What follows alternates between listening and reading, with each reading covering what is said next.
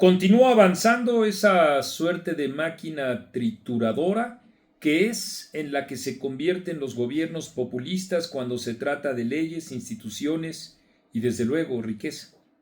Porque en efecto, para instaurar ese régimen autoritario en el que se soporta requiere precisamente de acabar con todos los derechos ciudadanos, entre otros el derecho a las minorías, el derecho a la privacidad, como consta con las iniciativas más recientes en el poder legislativo, y con los derechos a la libertad, como también consta en la ley censura y desde luego, además, en la ley que tiene que ver con que el gobierno se apropie de nuestros datos. Pero además, junto con todo ello, ese deterioro de las leyes y las instituciones implica acabar con los órganos autónomos y de gobierno.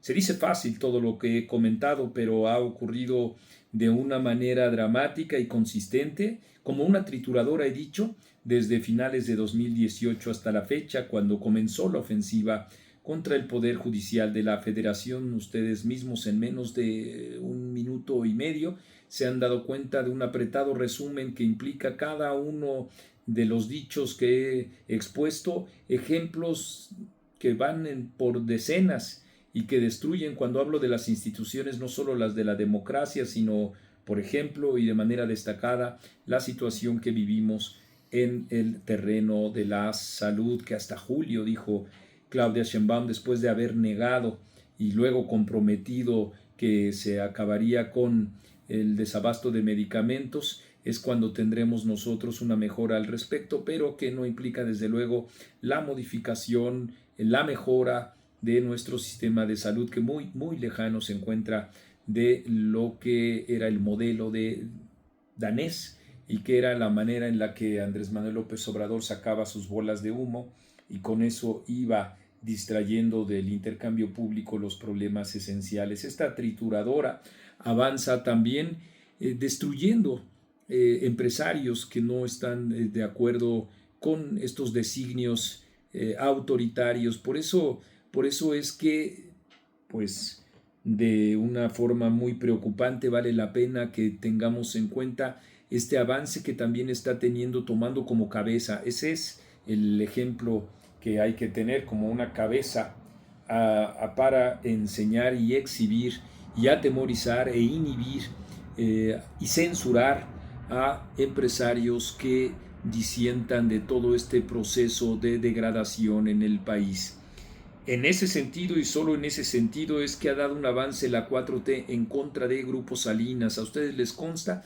Aquí en YouTube guardamos la memoria de toda esta serie de acontecimientos que hemos avistado, que hemos dicho, que hemos documentado, que hemos alertado sobre todo, porque como he comentado, se trata eso de un ejemplo de persecución política, entre muchos otros, por supuesto. Nosotros incluso estamos ya, calculo que la próxima semana, a punto de entrar a imprenta con un libro que justamente así se llama, Difamados y Perseguidos de la 4T, con 17 personajes que han sido vilipendiados, que han sido difamados, injuriados, perseguidos por el gobierno.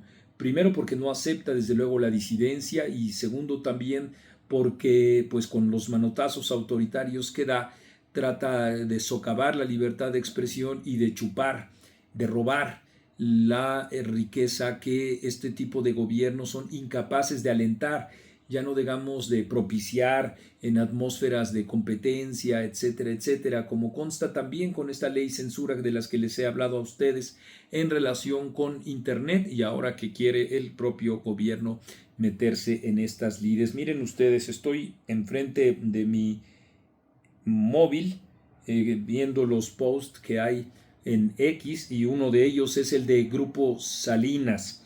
Dice Grupo Salinas: Ayer fuimos víctima de un nuevo golpe por parte de un poder judicial doblegado a una agenda e intereses políticos. Además de ignorar y excluir deliberadamente pruebas, los integrantes del segundo tribunal colegiado aplicaron criterios sin sustento legal, actuaron con sesgo y bajo consigna política. Desde el Poder Judicial se está institucionalizando la extorsión fiscal. esa extorsión fiscal de la que nosotros a ustedes, nosotros aquí en Etcétera, les hemos advertido una y otra y otra y otra vez.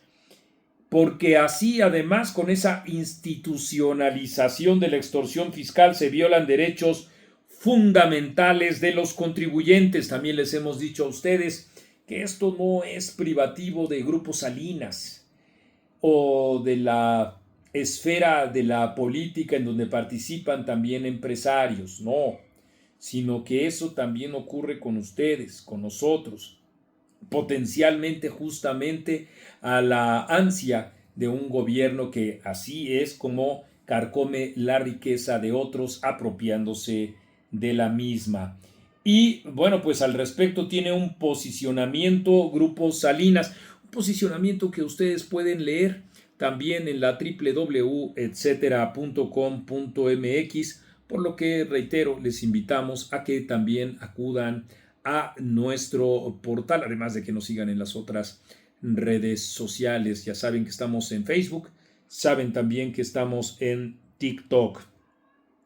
Dice Grupo Salinas, ante resoluciones judiciales arbitrarias e ilegales, guiadas por presiones políticas, nuestra defensa continúa. Este comunicado está fechado el 25 de junio de este año. Dice, ayer por segunda vez en menos de una semana, Grupo Electra fue víctima de un sistema judicial sometido a presiones e intereses políticos.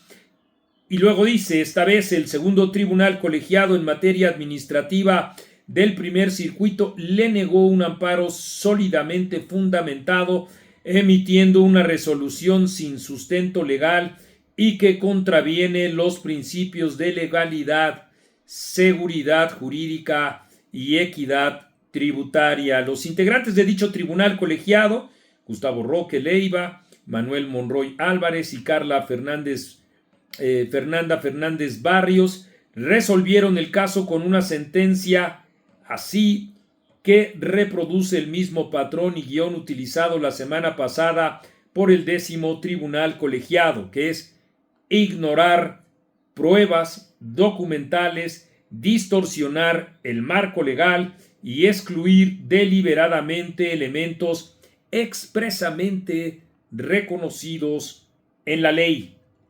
Esto confirma lo que ya habíamos advertido, dice Grupo Salinas. No se trata de decisiones aisladas, sino de una justicia alineada y que responde a un proyecto político, como consecuencia directa de la reciente farsa electoral judicial. Así, lejos de ejercer como contrapeso, el Poder Judicial comienza a institucionalizar la extorsión fiscal desde sus propias salas, vulnerando en lugar de proteger los derechos de los contribuyentes. Sobre el contenido de esta nueva resolución aclaramos, dice Grupo Salinas, es ilegal pues excluye sin justificación ni fundamento legal pérdidas generadas por la escisión del costo fiscal, plenamente reconocidas por la ley, generando trato desigual y violando los principios de equidad y seguridad jurídica. Aunque la pérdida por enajenación de acciones no está sujeta al requisito de estricta indispensabilidad, los integrantes del tribunal exigieron de manera internacional y dolosa la demostración de requisitos no previstos por ley en abierta violación a los principios de legalidad, previsibilidad y objetividad. Además, dice Grupo Salinas, desestimaron pruebas válidas como contratos mercantiles y estados de cuenta bancarios y exigieron otros medios probatorios no contemplados por la ley, evidenciando así una intención premeditada de rechazar la operación e ignorar deliberadamente cualquier argumento favorable al contribuyente. Finalmente, la resolución carece de un análisis jurídico real, serio y contextualizado. Se apoya en criterios aislados e inaplicables, simulando una motivación que busca justificar una conclusión arbitraria e ilegal, confirmando así que el fallo obedece a intereses políticos y no a derecho. Así es que de esa manera es como, digámoslo con todas sus letras, el gobierno está intentando institucionalizar la extorsión fiscal. Aquí les mantendremos informados sobre esta máquina trituradora y la necesidad, creemos nosotros, de que ahí se desprende el enorme activismo que vale la pena que cada uno de nosotros tengamos a efectos de esta máquina, tenga por lo menos los obstáculos ciudadanos poderosos que merece. Esto es Etcétera. Y yo soy Marco Levario Turcot.